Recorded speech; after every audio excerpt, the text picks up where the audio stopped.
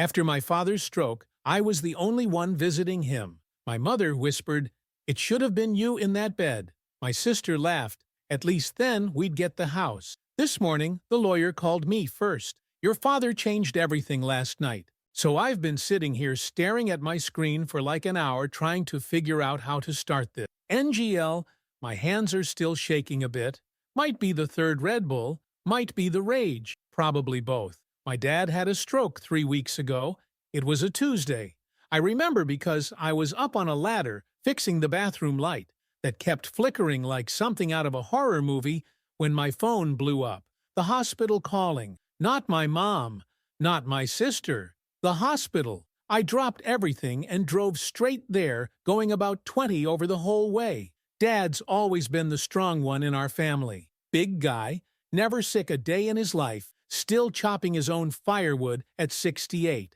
The kind of dude who taught me to change oil when I was 8 and gave me my first beer at 16. My sister Tina always thought she was too good for that stuff. She was busy getting a business degree and telling everyone how successful she was gonna be, while I was wasting time learning how to build and fix things with Dad. When I got to the hospital, Dad was hooked up to all these machines, tubes everywhere. His face was all droopy on the right side. The doc said they caught it pretty early, but couldn't say how much function he'd get back.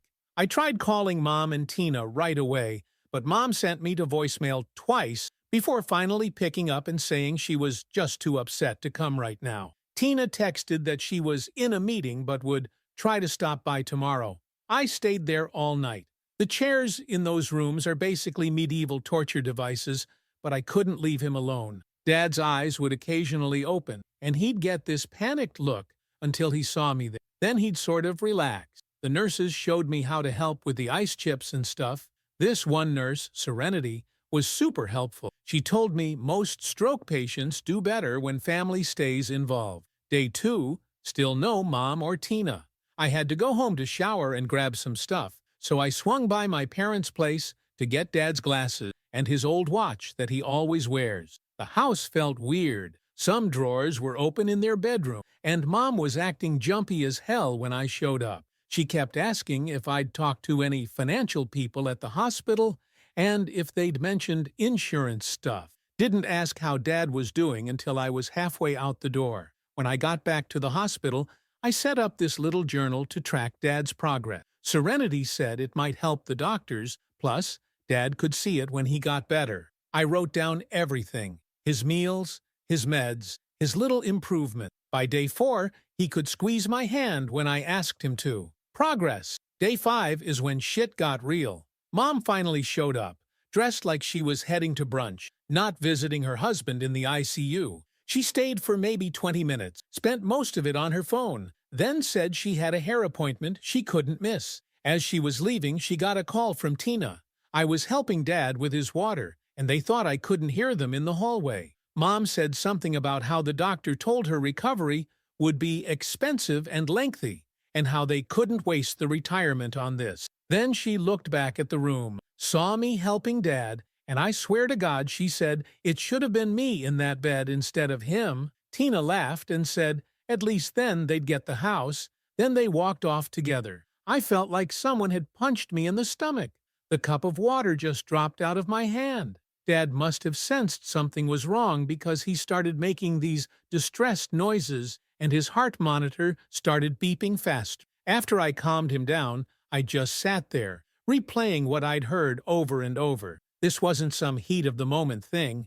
The way they said it, the casual cruelty of it, this was how they really felt. Dad was just a bank account to them, and I was an inconvenience. Later that night, I went to the cafeteria for some garbage coffee and ran into Serenity. She mentioned she'd seen my mom and sister leaving and asked why they hadn't been visiting more. I ended up word-vomiting the whole situation. Serenity got this look on her face and told me something that made my blood run cold. Apparently, Mom had been asking about Dad's prognosis, but specifically about worst-case scenarios and long-term care costs.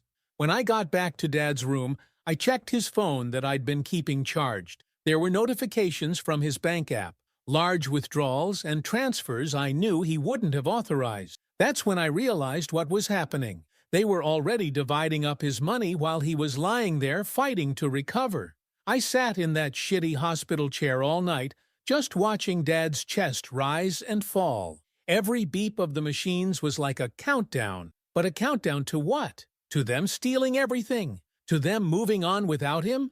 Without us? By morning, I'd made a decision. I called in to take some time off. Then I texted Dad's buddy Elliot, who happens to be a lawyer. Just said we needed to talk ASAP. I didn't tell Mom or Tina. When the day nurse came in, I asked her to document every visitor Dad had. Time in, time out, everything. She gave me a look like she understood exactly what was up. Hospital staff see this family drama all the time, I guess. That afternoon, Tina finally graced us with her presence. She was wearing these expensive shoes that I knew Dad had probably paid for. She barely looked at him, just kept talking about how they might need to downsize him to a cheaper facility. Then she had the ball to ask if I knew where Dad kept his investment paperwork. I played dumb, which wasn't hard since that's how they've always seen me anyway. After she left, I started going through Dad's contacts on his phone. I found his financial advisor, his bank manager, his insurance agent, made a list. Then I installed this tracking app on Dad's accounts that would forward all notifications to my phone too. That night, I slept at Dad's house instead of my apartment. I went through his office while Mom was at her sister's, found folders of documents, investment statement, property deed. Dad was way better off than I realized. No wonder they were circling like vultures. I took pictures of everything. Then I found it. Dad's estate planning binder. Inside was a will from like 10 years ago that left almost everything to Mom, with Tina getting a specific amount. I was just left personal effects. That stung, but whatever. The important thing was the business card tucked in the front pocket. Elliot's card with a handwritten note saying, "Call me before making any changes." I met Elliot for coffee the next morning before heading to the hospital. He looked worried when I told him what was happening. Said he'd been trying to get Dad to update his will for years, but Mom always seemed to interfere. He asked me pointed questions about Mom and Tina's behavior, making notes the whole time. Then he did something unexpected. He showed me a document Dad had signed just last year, giving Elliot power to make emergency changes to the will if Dad was incapacitated. Apparently, Dad had concerns he never shared with me. When I got to the hospital, Dad was having a good day. His eyes were clearer and he seemed to recognize me right away. I took a chance and mentioned Mom and Tina's names. His heart rate immediately spiked on the monitor. Then I mentioned Elliot, and he actually tried to reach for my hand. That's when I knew Dad was aware. He knew what they were doing, or at least suspected it, and he was counting on me to protect him. I started setting up my phone to record every time Mom or Tina visited, which wasn't often. I saved their texts asking about money, but never about his condition. I documented everything with timestamps. When Mom stopped by for 5 minutes and spent the whole time going through Dad's wallet that was in the bedside drawer. When Tina brought in papers for Dad to just sign that I intercepted. When they discussed selling his tools and workshop equipment in the hallway, because he won't need that stuff anymore. Every night I'd sit with Dad and talk to him about random stuff. Just normal conversations like we used to have in his workshop. I'd tell him about my day, the news, anything. Sometimes I swear he was trying to smile. One night, I told him not to worry, that I wouldn't let them take advantage of him. His oxygen levels improved right after I said it, according to the machine. Last night, Elliot came to the hospital with a notary and some documents. We waited until Dad was having a clear moment. Serenity helped position him and set up this communication board where Dad could indicate yes or no. It was slow, but Dad was definitive in his responses. Elliot recorded the whole thing on his tablet. This morning at 6:15, my phone rang. It was Elliot. Dad had legally changed everything last night. His will, his power of attorney, all of it. And I was the first one he called. Mom and Tina have no idea what's coming, but I do. They're about to learn that the son they thought was too stupid to notice is the one holding all the cards now. And I'm going to make them regret every single word they said outside that hospital room. Update. So it's been almost 2 weeks since my last update. A lot has happened, and I've been playing a game I never thought I'd have to play with my own family. Turns out I'm pretty good at it. After that morning when Elliot called about Dad changing everything, I decided to act completely normal around Mom and Tina. And by normal, I mean they still think I'm the clueless son who doesn't understand how adult things work. The number of times they've rolled their eyes when I ask dumb questions about Dad's finance. If eye-rolling burned calories, they'd both be supermodels by now. The day after we changed the will, I showed up at the hospital looking all stressed and overwhelmed. Told them the doctors had been asking me about insurance stuff that I didn't understand. Mom practically snatched her purse and said she'd handle it, since I clearly couldn't. That's when I started recording everything on my phone. Not illegal in our state as long as one party knows about it. Thanks, Reddit legal advice from my last post. The things they say when they think I'm not listening or too stupid to understand. It's like watching a mask slip off to reveal something rotting underneath. Mom spent 20 minutes talking to the billing department, trying to figure out how to move Dad to the cheapest possible care option. When the hospital person mentioned that would mean less physical therapy and recovery support, Mom actually said that seemed reasonable given the circumstances. The circumstances being that she wanted his money more than his recovery. Meanwhile, Tina and her husband Andrew have been circling Dad's house like vultures over roadkill. I installed a couple of those cheap doorbell cameras and caught them bringing a real estate agent through when they thought no one was around. The agent was walking through taking measurements and photos while Tina pointed out how they could update this outdated place once it's theirs. So I set a trap. I left some financial paperwork accidentally visible on Dad's desk when I knew Tina was coming over to get some of his things. The papers showed Dad had way more money than they realized, some investment accounts they didn't know about. The next day, suddenly, Mom and Tina both showed up at the hospital. First time in a week. Amazing how money motivates people. I played my role perfectly. Just the dumb son who's so glad Mom is handling the complicated stuff. Even asked her advice about what should happen with Dad's workshop and tools, since they're probably worth a lot.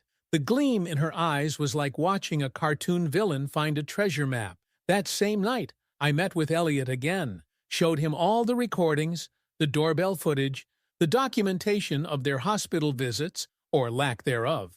He just kept shaking his head and adding things to this folder he was building. Then he showed me what Dad had actually done with the will. Dad didn't just change who gets what. He set up this whole system where his assets are protected in a trust that I control as long as he's incapacitated. Mom gets a modest monthly allowance, enough to live on, but not enough for the shopping sprees she's been enjoying with his credit cards. And Tina?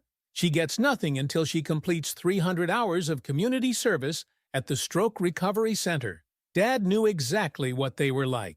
He was just waiting for the right moment to protect himself. The best part? They still have no idea. I've been watching Mom's shopping increase daily. She bought a new handbag last week that cost more than my monthly rent. Tina and Andrew put a deposit down on a vacation to Hawaii to help them deal with this stressful time. All on Dad's dime, all being documented by Elliot. Meanwhile, Dad's actually improving. The physical therapist got him sitting up on his own last Tuesday. He still can't talk much, but he can write a little with his left hand. Yesterday, he wrote "proud of you" on his whiteboard after I told him about catching Tina with the real estate agent. I almost lost it right there. Serenity, the nurse I mentioned before, has been amazing through all this. She's been taking extra detailed notes about who visits and for how long. She told me she's seen this kind of family situation before, and it always makes her blood boil. When Mom tried to override some of Dad's care decisions, Serenity was the one who pointed out that I have the medical power of attorney now, not her. Mom turned this weird shade of purple I've never seen before. Speaking of Mom, I found something interesting when I was going through Dad's old files. Looks like she was married before Dad to some guy in another state. The weird thing is, I can't find any divorce records. Mentioned it casually to Elliot, who got this look on his face like a kid on Christmas morning. He's looking into it. The financial stuff has been eye-opening too. Dad wasn't just well off, he was loaded. Smart investments over 40 years really add up. But here's the kicker. Mom has been secretly taking out equity loans on the house that she thought would be hers soon, the house that is now protected in the trust. She doesn't know that we know, or that those loans might constitute fraud, since Dad didn't approve them. And Tina's husband, Andrew? Turns out he's been struggling at work. I found letters from his professional ethics board while looking for Dad's insurance info. Something about client fund mismanagement. No wonder they're so desperate for Dad's money. My friend Nora works at the local bank where Mom and Dad have their accounts. She can't tell me specifics because of privacy laws, but she did mention that someone tried to add themselves to Dad's accounts recently and was denied. 3 guesses, who, and the first 2 don't count. The real breaking point came yesterday. I was at the hospital early, helping Dad with breakfast. Mom and Tina showed up, which was weird because it wasn't even 10 a.m., and neither of them ever comes before lunch. They had these fake concerned looks plastered on their faces. Then I noticed Tina had a folder with her. They thought they were being slick, waiting until the nurse stepped out. Then Mom started telling Dad how they'd taken care of everything and had simplified his finances to reduce his stress during recovery. All he needed to do was sign a few papers. She actually tried to put a pen in his hand while he was still eating his applesauce. I just sat there, recording everything on my phone in my pocket. Dad locked eyes with me, and I gave him a tiny nod. Then he did something amazing. He knocked the pen away with his good hand. Mom got flustered and said he was confused. Tina jumped in, saying they'd come back when he was more himself. I waited until they left, then pulled out the folder they accidentally left behind. It was a power of attorney form that would have given Mom control of everything. There was also paperwork to list the house with a real estate agent. They were trying to sell his house while he was lying in a hospital bed eating applesauce with a plastic spoon. I scanned everything and sent it to Elliot immediately. He called back within 10 minutes, his voice tense. He told me to sit tight, that we had everything we needed now. Last night I stayed late at the hospital. Dad was having a good day cognitively, so I showed him everything I'd gathered. The recordings, the documents, the evidence of what they'd been doing. His eyes filled with tears, but then he wrote something on his board that I'll never forget. End this. This morning, Elliot called. The final papers were ready. Everything was in place. Dad had one more document to sign, something about revoking certain privileges. The nurse on duty helped confirm Dad was lucid and understood what he was signing. The hospital's patient advocate witnessed it. 10 minutes after Dad signed, I texted Mom and Tina that they needed to come to the hospital right away for an important family meeting about Dad's care. Elliot would be there too. They responded immediately, like sharks smelling blood. Mom asked if this was about the insurance settlement. Tina wanted to know if Dad had made some decisions. Yeah, he's made some decisions all right. And in about 2 hours, they're going to find out exactly what those decisions are. The web is tight now, and they walked right into it. Update 2. So, the meeting. I got to the hospital early to make sure everything was set up right. Dad was having one of his better days. The physical therapist had him sitting up in a proper chair instead of the bed, wearing actual clothes instead of that paper-thin hospital gown. Small dignity, but it mattered. Serenity helped position his chair so he could see everyone's faces clearly. I set up my tablet on the rolling tray to record everything. Elliot arrived next, carrying this leather portfolio that looked like it cost more than my car. He had this calm energy about him, like a guy who's dismantled people in courtrooms for decades and doesn't even need to raise his voice to do it. We went over the plan one more time while Dad nodded along. The hallway camera showed Mom and Tina arriving together, both of them dressed like they were heading to some fancy lunch after dealing with this hospital business. Tina's husband Andrew trailed behind them, checking his phone every 5 seconds.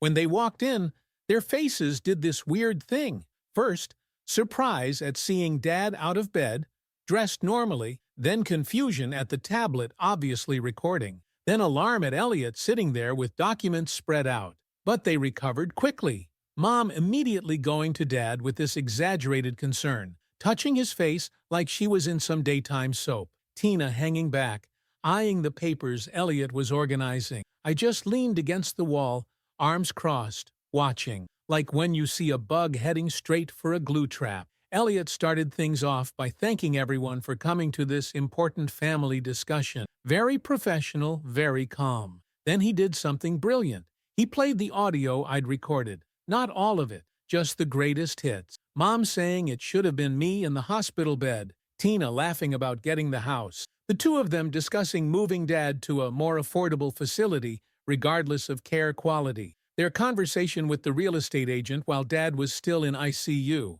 The color just drained from Mom's face. Tina started with the denials, saying I had obviously edited the recordings, that I was trying to manipulate the situation. Andrew tried backing her up, saying something about recordings being inadmissible anyway. That's when Elliot smiled for the first time. Not a nice smile, more like when you see a shark breach the water. He explained very carefully, like he was talking to kindergartners, that Dad had been fully aware of their behavior for years, that the stroke hadn't come out of nowhere. It happened the day after he discovered Mom had taken out a second mortgage on the house without his knowledge, that he'd been planning to confront them both, but his body gave out before he could. Then came the real bombshell. Dad had been working with Elliot for months before the stroke to change his will and financial arrangement, suspecting something wasn't right. The stroke just accelerated the timeline. All those times Mom thought Dad was at his weekly poker game, he was actually meeting with Elliot,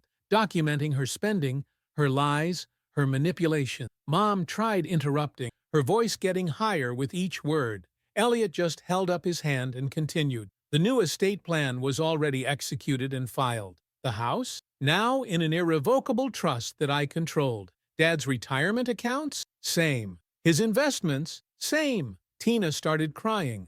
Those fake tears she's been using to get her way since we were kids. But then Elliot slid a document across the table toward her and Andrew. It was the mortgage on their house, the one they thought the bank held. Turns out Dad had bought their mortgage 3 years ago through a holding company after Andrew made some comment at Thanksgiving about how Dad was wasting his retirement by not investing more aggressively. Dad never said a word, just quietly purchased their debt and waited. Now that debt was due in full, all $437,000 of it, within 30 days. Andrew went so pale I thought he might pass out.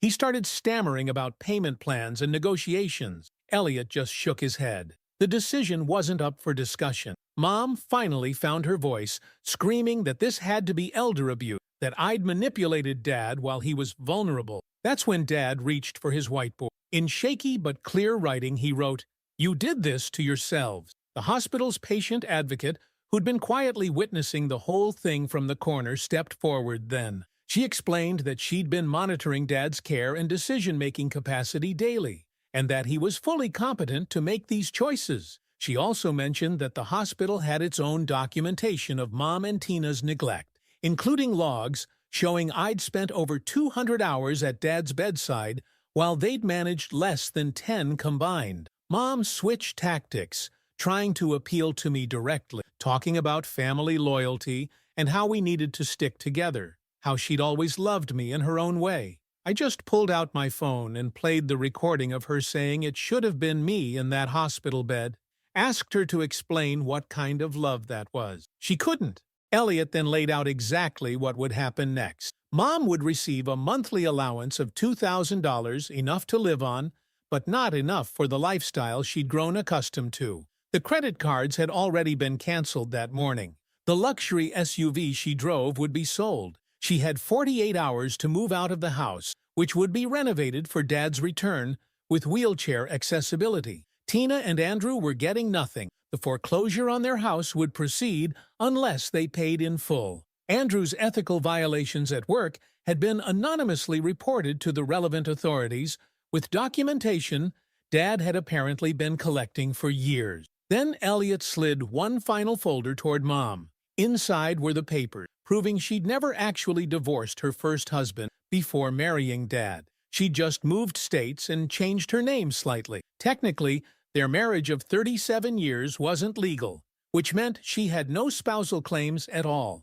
The room got so quiet you could hear the monitors beeping down the hall. Mom tried one last angle, threatening to contest everything, to go to the media, to tell everyone what a terrible son I was. Elliot just smiled again and reminded her that everything had been recorded, including her current threats. Did she really want all her friends, her church group, her book club to hear her saying those things about her husband and son? To see proof of her bigamy?